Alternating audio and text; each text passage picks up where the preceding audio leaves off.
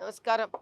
మనందరికీ తెలుసు ఈరోజు బంజారాహిల్స్లో అమ్మోరు తల్లిని ఏదైతే గుడి కూలగొట్టి ఆ విగ్రహాన్ని తీసుకెళ్ళి ఫిలిం నగర్ బాలరెడ్డి నగర్లో పెట్టారో, ఈ బంజారాహిల్స్ బస్తీ నుంచి బస్తీ ప్రజలు బస్తీ వాసులందరూ బోనం ఎత్తి ఈరోజు అక్కడ దాకా పోదామని అమ్మవారికి మారు బోనం ఇచ్చి చేసిన అపరాధం జరిగిన అపరాధానికి క్షమాపణ అడుగుదాము అనుకున్నారు. పాపం నన్ను కూడా అడిగినారు, అమ్మ రా అమ్మ నువ్వు కూడా వస్తే బోనం ఎత్తుదాము అని అంటే నేను చాలా సంతోషంగా వస్తారా నాయన, ఎంతో అదృష్టం ఉండాలా బోనం ఎత్తాలంటే అన్న.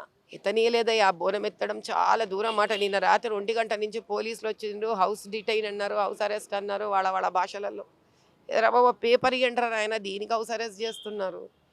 నేనేమైనా ఆయుధాలు పట్టుకొని తిరుగుతున్నానా, రాళ్ళేసి కొడుతున్నానా, ఎవరినన్నా కర్రలతో కొడుతున్నానా, బోనం ఎత్తడానికి పోతున్నాను రా బాబు. ఎప్పుడు ధర్నా చేసినా కూడా నీళ్ళలో దడుచుకుంటూ వర్షంలో దడుచుకుంటూ రోడ్ల మీద కూర్చొని జపం చేసుకుంటూ రుద్రాక్షతో నేను ధర్నా చేసినా కానీ ఎవరిని తిడుతూ అరుస్తూ నేను ధర్నా చేయలేదు కదా. శాంతియుత ధర్నాలే చేసిన ఈరోజు దాకా. దానికి ఎందుకు నన్ను ఇంత ఇబ్బంది పెడుతున్నారు?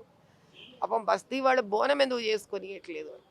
వీళ్ళకి ఎక్కడి నుంచినే పోలీసు వాళ్ళకంటే వాళ్ళకు కూడా తెలియదండి. మాకు కూడా తెలియదమ్మా, మమ్మల్ని వెళ్ళిపోమన్నారు అంతే. ఇట్లా నడుస్తుంది రాక్షస రాజ్యం, ఇట్లా నడుస్తుంది. నేను రేవంత్ రెడ్డి గారిని ఒకటే అడుగుతున్నా, అయ్యా రేవంత్ రెడ్డి గారు, బోనం ఆపి ఏం సాధించుకుంటారయ్యా మీరు? నన్ను బోనం ఎత్తనివ్వవు, వెరీ గుడ్. బస్తీ ప్రజలను బోనం ఎత్తనియలే, వెరీ గుడ్. ఎన్ని బోనాలు ఆపుతావు? ఇంకెన్ని గుళ్ళు కూలగొట్టగలవు నువ్వు? చెప్పు నాయన. హోమ్ మినిస్టర్ కదా మీరు, పోలీస్ మీ కిందే వస్తుంది కదా. మీ ఇన్స్ట్రక్షన్స్ లేకుండా నన్ను ఈరోజు ఆపగలరా, ఇంట్లో పెట్టగలరా? ఏం ఆపినరు మీరు? భక్త్యా, ఉద్యమమా, న్యాయమా, ధర్మా అన్న దేని ఆపుతున్నారు మీరు? ఈరోజు ఆపితే సక్సెస్ఫుల్ అయిపోయినట్ట మీరు? చూసుకుందామండి, ఇది కూడా చూసుకుందాం. ముఖ్యమంత్రి గారు, హోమ్ మినిస్టర్ గారు, ఇది కూడా చూసుకుందాం. కమిషనర్ ఆఫ్ పోలీస్, ఇదా ఏ పెద్దరికం అంటే? బోనాలు జరపనీయకుండా బోనాలు ఆపడం మీ పెద్దరికమా? అలా ఈ ట్విట్టర్లో ఇన్స్టాగ్రామ్లో వేస్తూ ఉంటారు కదా, న్యాయం చేస్తున్నాం, ఇది చేస్తున్నాం, అది చేస్తున్నాం అని. ఇప్పుడు దీనికి సమాధానం ఇవ్వండి మీ ట్విట్టర్లో ఇన్స్టాగ్రామ్లో. నా ఏ ధర్నాలో మీరు నేను అధర్మపరంగా ధర్నా చేయడం చూసినారు మీరు? ఈరోజు వెళుతున్నది బోనం ఎత్తడానికి కదా. హాస్పిటల్ కూడా బోనియట్లే కనీసం మీ పోలీసులు. నాకు విపరీతమైన ఫీవర్ ఉంది, అట్లాగే బోనాలు ఎత్తుదాం అనుకున్నా, నన్ను బోనం ఎత్తనీలే. నన్ను హాస్పిటల్ కూడా బోనియట్లేదు. బస్తీ వాళ్ళని బోనం ఎత్తనివ్వలేదు. అంటే వాళ్ళ ఇళ్లల్లో బోనం ఎత్తలేదు అనే బెంగతోటి బాధతోటి వాళ్ళ ఇళ్లల్లో ఏదన్నా అపశకనం జరిగితే మీకు అది కూడా ఓకే. కానీ మీ గొప్పతనం ఏంది తెలుసా? బోనం ఎత్తనీయకపోవడం. కట్టుదిట్టమైన పోలీస్ బందోబస్తులో బోనం ఎత్తిచ్చడం కాదు మీ గొప్పతనం. ఏం సార్? కట్టుదిట్టమైన పోలీస్ బందోబస్తుతో బోనం ఎత్తించగలగడం మీ గొప్పతనం కాదు. పోలీస్ బందోబస్తుతో బోనం ఆపించడం మీ గొప్పతనం. అది మీ కేపబిలిటీ. షబాష్ సార్. ఆనంద్ గారు మంచి ఐపీఎస్ ఆఫీసర్ అండి మీరు, గ్రేట్.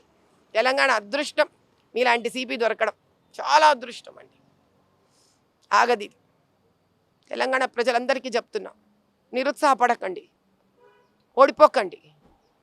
గెలుపుకి ఇది మొదలు. నేను నిలబడతా. ఇది ఎన్ని రోజులన్నా కానీ బంజారాహిల్స్ బస్తీ ప్రజలకు చెప్తున్నా, ఈ గుడి కట్టుకుందాం, కట్టుకొని తీరుదాం. గజంకి 2 లక్షలు అడిగినారంట. పేపర్ మీద రాసియండి. గవర్నమెంట్ ఎంఆర్ఓ గారిని అడుగుతున్నా, పేపర్ మీద ఇండమ్మా, 50 గజాల, 60 గజాల, 70 గజాల పేపర్ మీద రాసియండి. చందా అడుక్కొని ఆ డబ్బులు కట్టుకొని గుడి కట్టుకుంటాం.